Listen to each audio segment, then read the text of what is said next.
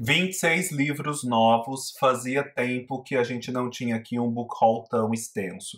Isso aconteceu não só porque várias editoras enviaram livros neste mês, mas principalmente porque eu decidi comprar um tanto de livro. Gente, eu vinha muito comedido mesmo nos últimos meses. Eu acho que no último book haul eu comprei 1 ou 2 livros, mas teve um dia aqui numa segunda-feira que me deu uma vontade.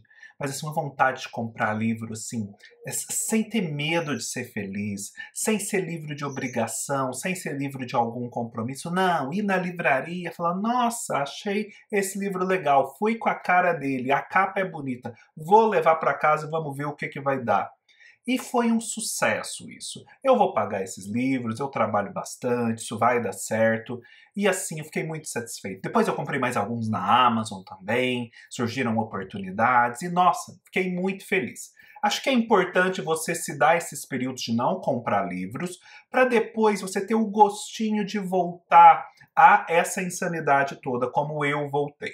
O momento do vídeo em que eu vou falar a respeito de cada um desses livros, os livros que eu comprei e os livros que eu recebi, vai estar marcado aqui na descrição.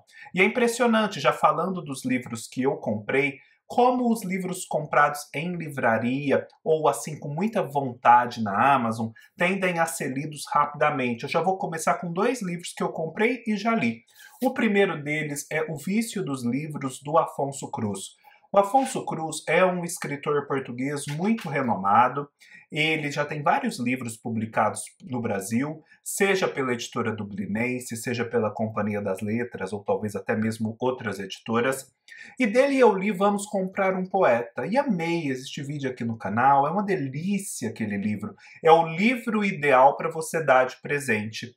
E eu digo agora, depois de ter lido O Vício dos Livros, que este é pelo menos o segundo livro ideal para você dar de presente, porque ele traz textos deliciosos a respeito da literatura, do colecionismo dos livros, da nossa relação de aficionados por livros com o objeto livro, com outros leitores, temas, etc. São textos ligeiros, textos curtos, mas muito interessantes por conta do conteúdo e do tema, e também com achados verbais muito felizes. Existem algumas formulações do Afonso Cruz que conquistam a gente e que vão ficar para a vida na nossa cabeça. Eu me surpreendi com o fato desse livro ser um livro tão bonitinho, todo colorido, com um capricho gráfico muito grande. Eu não esperava isso. Eu esperava, assim, um livro simples, caprichado do ponto de vista da capa, mas com o miolo mais convencional. E não foi isso o que eu encontrei. É um livro, gente, em que eu fiquei conquistado por ele logo que eu ouvi a seguinte frase a respeito desse nosso impulso, justamente, de comprar tantos livros, o porquê disso, né? Então, aqui ele traz uma explicação que eu acho que alforria todos os leitores e vai privilegiar e beneficiar bastante o mercado editorial. Ele diz assim, principalmente sobre os livros não lidos, na página 74. Por vezes, os livros que não são lidos podem assumir um ar acusador. Muitos leitores sentem alguma culpa quando olham para pilhas de livros por ler. No meu caso, considero estes livros uma possibilidade de ser livre. Não tenho apenas um livro para ler. Tenho muitos, e isso permite-me escolher o próximo, dentro de um espectro variado de possibilidades. No fundo, concordo com Jules Renard quando escreveu em Notas sobre o ofício de escrever. Quando penso em todos os livros que tenho para ler, tenho a certeza de ainda ser feliz. Depois disso, eu não preciso falar mais nada, eu não preciso fazer propaganda em prol do Afonso Cruz. O segundo livro que eu li foi uma maravilha, 5 estrelas, sem sombra de dúvidas, cuja resenha já está gravada, acabou de ser gravada, vai sair amanhã no domingo. Foi Noturno do Chile, do Roberto Bolanho. Este é o 4º livro do Bolanho que eu leio, o 4º livro maravilhoso do Bolanho que eu leio. É um livro que eu não sabia nada a respeito dele. Foi muito bom não saber nada a respeito dele. Não saibam nada a respeito dele. Ou melhor, saibam, porque vocês têm que assistir minha resenha. Não, enfim, esqueçam o que eu disse. Saibam sim. Mas ainda assim vocês vão apreciar, porque o que está aqui muito evidente, que chama a atenção, é a forma como essa história é contada. A forma é o conteúdo aqui. Sinceramente, a forma é o principal conteúdo. É o conteúdo que revela o conteúdo convencional. Se você só fica sabendo sobre o conteúdo convencional, você não sabe nada a respeito dele. É a forma dele ser tratado que revela aspectos novos, que o discurso assim não literário é incapaz de revelar. É um livro que ficou esgotado na Companhia das Letras por algum tempo, portanto que os leitores insistiram e pediram nas redes sociais, eles reimprimiram, agora está facilmente disponível, então aproveitem, porque é um livro que você lê rapidamente e tem grandes chances de entrar para a lista de melhores leituras do ano. Por conta da leitura do livro Faca, do Salman Rushdie, a respeito do qual eu comentei no meu último vídeo de leituras do mês, eu comprei um livro de ficção dele, fiquei muito interessado, o Cidade da Vitória. O Cidade da Vitória é o livro que foi lançado pouco tempo depois do atentado que ele sofreu em agosto de 2022. O livro já estava pronto, programado para ser lançado no início de 2023. Então, o Salman Rushdie lança esse livro vivendo todo o processo de recuperação do atentado. É um livro que vai trazer esse certo realismo mágico que parece permear a obra do Salman, que vai tratar de um reino ali na Índia, instituído por deuses, que viveu a sua ascensão, apogeu e queda. E ele vai contar essa história como uma história que você entra em contato com ela naqueles antigos relatos épicos, dos poemas épicos. Então tem um ar de coisa antiga, de aventura, de fantástico muito pronunciado nesse livro. Eu acho que vai ser um ótimo primeiro contato. O próprio contexto de publicação dele já chama a atenção. Então, se você já leu, deixa aqui no comentário se é bacana mesmo, porque eu tô bem animado com essa leitura depois do que eu vi do autor em Faca. Outro livro que eu já tenho lido, porque este é um livro de você ler assim, aos poucos. É um livro que eu comprei na livraria naquele dia que eu queria simplesmente sair comprando livros sobre os quais eu não tinha pensado antes. Este é o perfeito exemplo. Hora de Alimentar Serpentes, da Marina Colasanti. A Marina Colasanti é uma escritora que eu já aprecio há algum tempo, que eu venho querendo conhecer mais, cujas entrevistas eu venho assistindo no YouTube, me aproximando cada vez mais dela. E aqui nesse livro, gente, um livro de mais de 400 páginas, a gente tem a Marina se exercitando naquele gênero que talvez seja um dos gêneros nos quais ela mais é mestra, que é o do conto curto ou mesmo o microconto. Um conto que é constituído de um único parágrafo. E, meu Deus, como a Marina consegue ser potente em tão poucas linhas. É um livro, eu vou até sugerir essa forma de leitura para vocês, que eu levo para o trabalho e deixo na minha mesa. Quando surge aquele momento entre uma tarefa e outra que você precisa espairecer, dar uma mudadinha de vibração, você não quer, às vezes, entrar no celular, você não quer tomar um café, você pega e lê esse parágrafo, que é essa história que está sendo contada pela Marina, porque aquilo já abre sua mente e já te permite seguir adiante muito mais animado e inspirado. Com 1 minuto você faz isso e é impactado pela prosa da Marina. E, gente, é uma história mais impactante do que a outra. Vou ler para vocês um que me impactou bastante, que se chama Com o Olhar. Está na página 69. Entediava-se. A vida era um peso, chumbo nas veias. Bateu sua juventude contra as pedras como as lavadeiras no rio batem suas roupas. Puiu o tempo que lhe havia sido destinado. Depois, um dia, surpreendeu-se entediado do tédio e acompanhou com o olhar o vôo de uma borboleta. Só com o olhar. Há muito havia perdido as asas. Agora uma outra, bem interessante, bem intrigante, 4 linhas. Se chama Segunda História de Insônia. O lobo insone decide contar carneiros, mas ao ver o primeiro saltando a cerca, não resiste. Lança-se atrás dele e o persegue até acabá-lo em sangue. Cheio o ventre, adormece saciado. É uma forma muito original e muito potente de contar histórias. Aqui nós temos centenas delas, o que só prova a capacidade imaginativa da Marina. E é muito interessante porque este não é um livro de prosa poética, que não tem prosa poética. É prosa de verdade, apesar de sucinta. Mas você percebe tanta densidade, tanta perfeição na escolha das palavras, um ritmo, uma sonoridade tão bem construídas, que é uma prosa que se assemelha à potência da melhor poesia, sem ser prosa poética. Então, gente, vale muito a pena. Isso aqui é um achado. Eu fico me perguntando como eu não tinha lido esse livro antes, ou me apercebido do que ele tratava, em que ele consistia. Dica preciosa para você deixar aí na sua mesa de trabalho, na sua mesa de casa, para você fazer aquela leitura super rápida, mas transformadora. Um escritor que fazia tempo eu queria trazer para casa, que eu quero conhecer, que eu imagino que vai ter a ver com JJ Veiga, com o Cândido de Carvalho e por aí vai, é o Campos de Carvalho, que é publicado pela Editora Autêntica, nessas edições em capa dura. Eu trouxe para casa A Chuva Imóvel.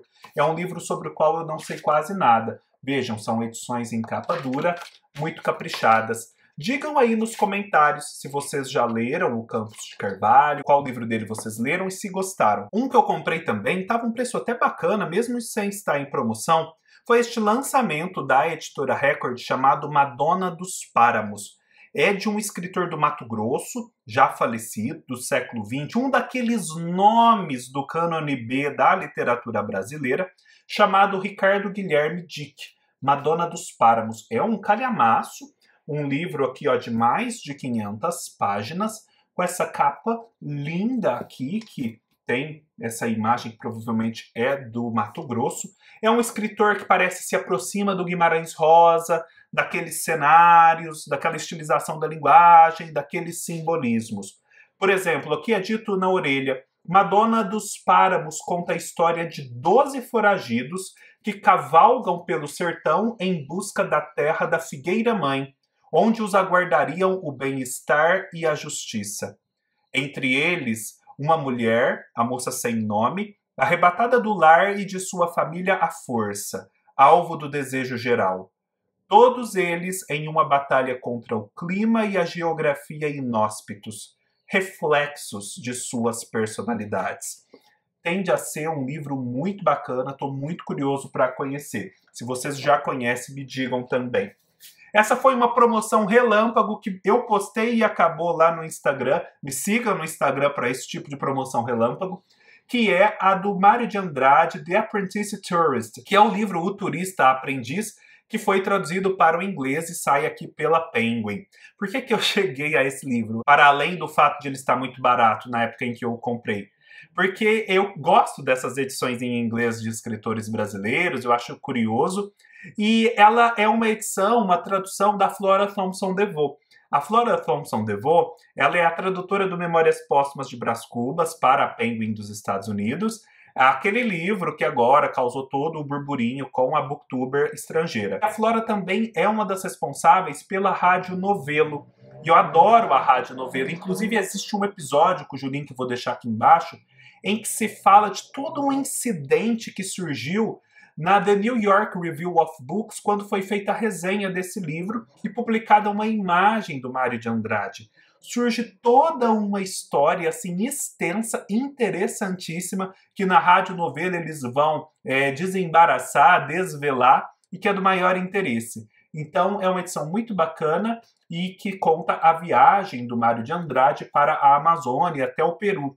É uma viagem a respeito da qual já fiquei sabendo quando li a sua biografia, mas agora vou poder ter a oportunidade de ler nas suas próprias palavras. Também comprei esse livro que veio de um podcast da revista 451, que me deixou assim muito interessado, que é um livro organizado, entre outros, pelo famoso Renan Quinalhas, chama Direitos LGBTI+, no Brasil, Novos Rumos da Proteção Jurídica.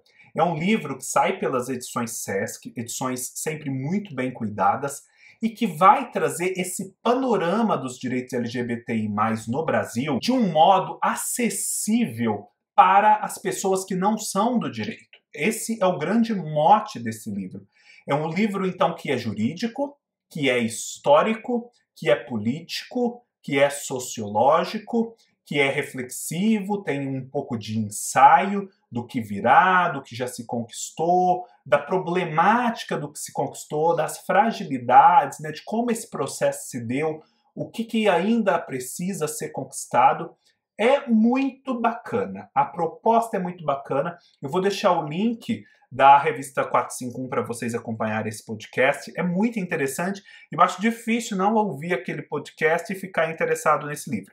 E a edição é cuidadíssima. Cada livro tem uma cor. Então, assim, você pode encomendar na Amazon, ele às vezes vem azul, às vezes vem amarelo, às vezes vem cor de rosa. Eles foram publicados em várias cores, as capas. Nessa mesma linha, eu comprei o livro da história LGBTQIAPN+, dessa coleção da editora Globo. É um livro muito rico, eu já comecei a fazer leitura, até comentei no meu vídeo de leituras gerais, muito instrutivo, né? Permite ter um panorama desse tema bem vasto, de modo rápido. O meu único senão é o tamanho da letra, o que decorre do fato deles terem reduzido o tamanho dessas edições.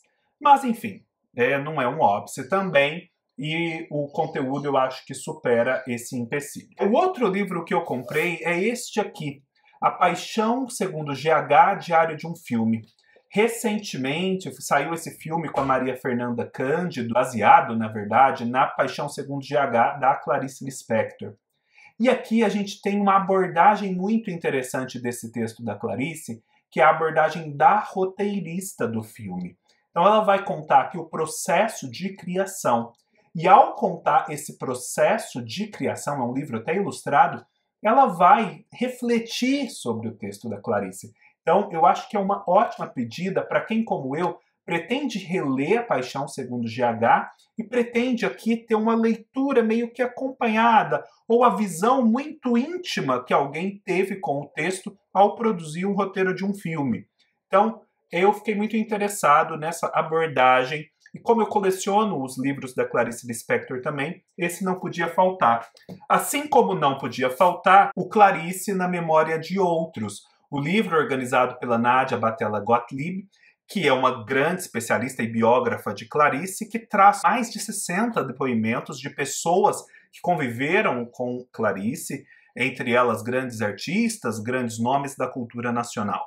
Então é um modo de saber sobre a biografia e a obra da Clarice de forma muito ligeira, de forma muito gostosa, interessante, curiosa e sob vários olhares. Então você no final compõe a Clarice que você entende resultante de todos esses depoimentos. Tem muita gente bacana, eu estou especialmente interessado na visão do Altran Dourado, que eu gosto muito, mas também do Antônio Calado, da Nélida Pinhon, que pelo visto aqui é referida o tempo todo, eu já pude ver, pelo que a Lígia Fagundes Telles diz dela, enfim, muitos e muitos relatos. Vale a pena conferir, é um lançamento da editora Autêntica.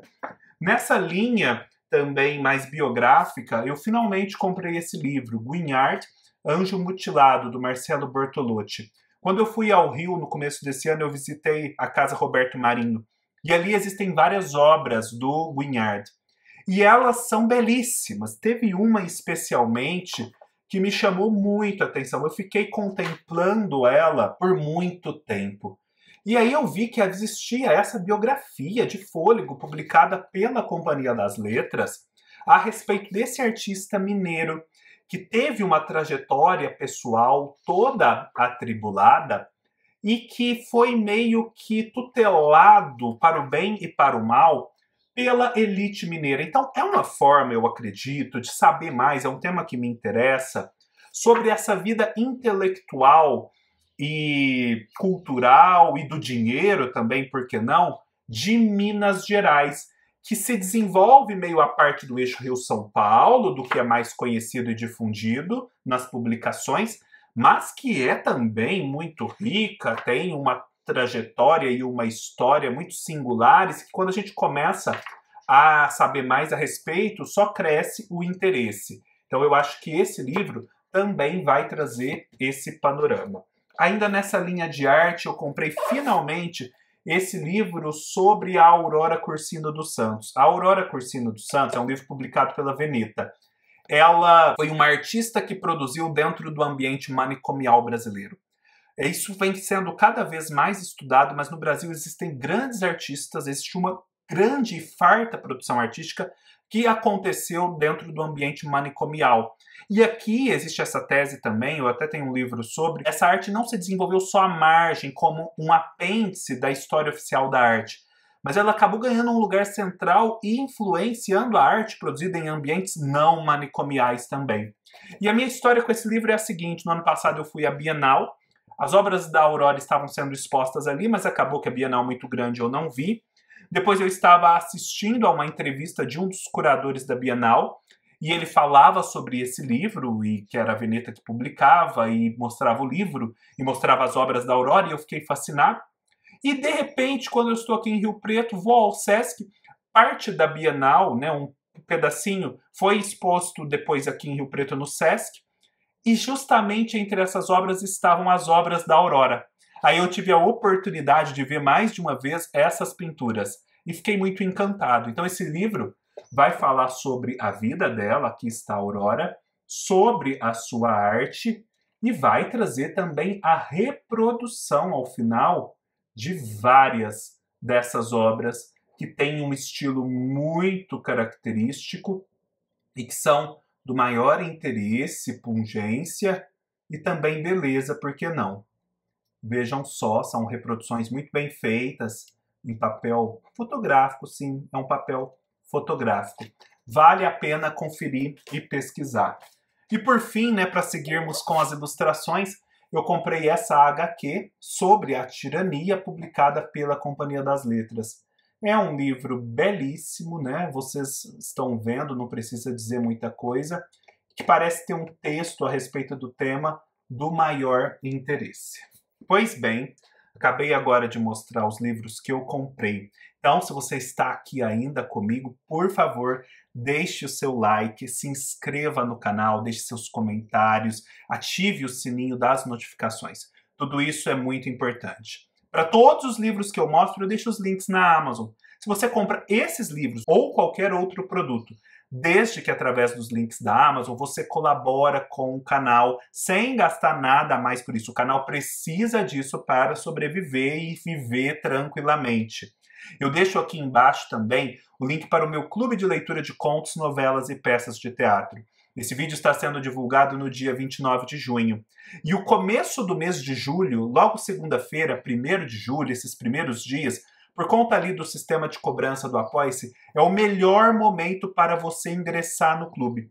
Quem ingressa no clube tem direito a participar dos encontros mensais, em que a gente discute as leituras do mês, tem direito imediato aos conteúdos exclusivos já produzidos, há por volta de 18 vídeos exclusivos produzidos, e tem direito também a participar do nosso grupo do Telegram.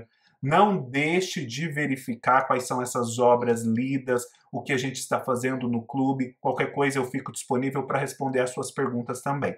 É outra forma de apoiar o canal e é extremamente importante. Da editora Fósforo eu recebi dois livros da Annie Ernaux. Eu recebi A Outra Filha. Gente, a Annie Ernaux, ela teve uma irmã, mas essa irmã faleceu quando tinha 6 anos e ela não era nascida. E a família não falava sobre essa outra filha. E a Annie Ernaux soube por um acaso que essa menina existia. E vejam só o que está dito aqui na orelha do livro. Aos 10 anos, no verão de 1950, Ernaux escuta uma conversa da mãe com uma cliente e descobre que antes dela, seus pais tiveram outra filha, morta aos 6 anos de difteria. A mãe relata à confidente que nunca contaram nada a Annie para não entristecê-la.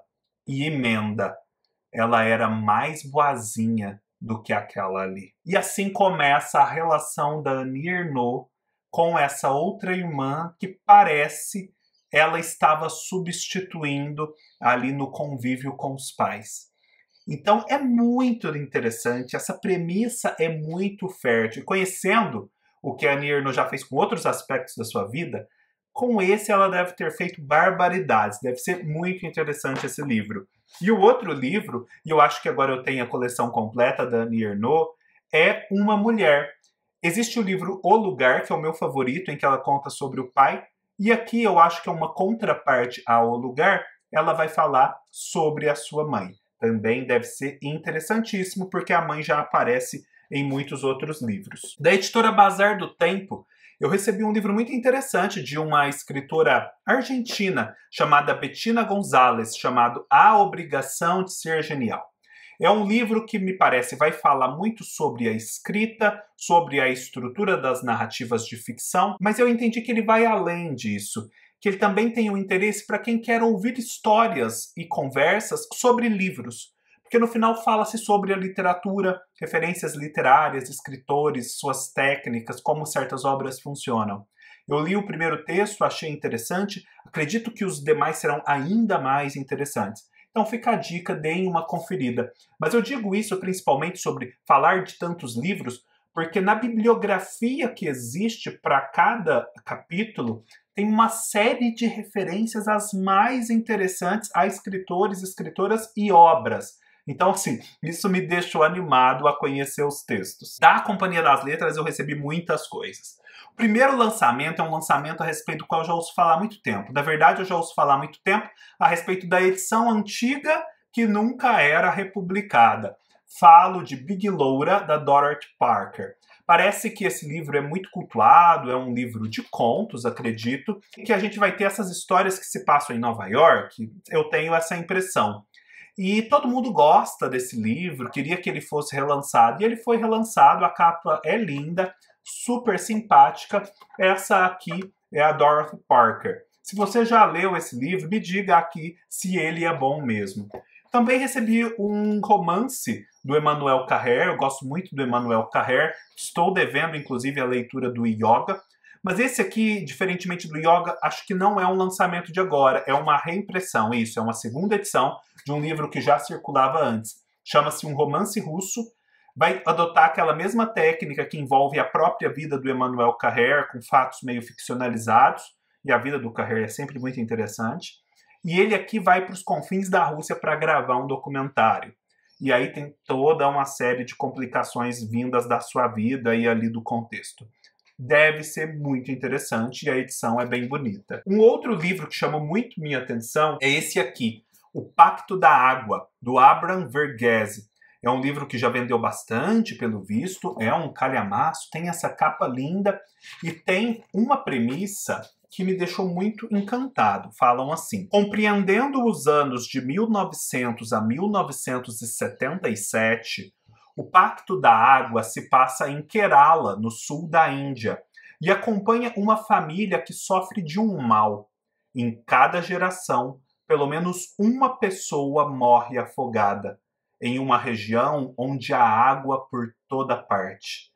A narrativa apresenta Mariama, uma jovem e futura matriarca conhecida como Grande Amashi, que testemunhará uma série de mudanças ao longo de sua vida, marcada por alegrias, triunfos, reviravoltas, dificuldades e perdas. Achei muito interessante essa ideia inicial, né, de uma maldição e que vai ser contextualizada no meio da vida mais geral e talvez ressignificada, superada, não sei. O livro veio com vários elementos, né? Veio com um chá de hibisco, veio com esse marcador de página, essa cartinha e com esse guia de leitura, que eu não sei se é disponibilizado ao público em geral, que é uma gracinha e que traz informações sobre o escritor e o livro. É algo muito rico, muito caprichado. Tomara que esteja aí disponível para os leitores que comprarem esse livro.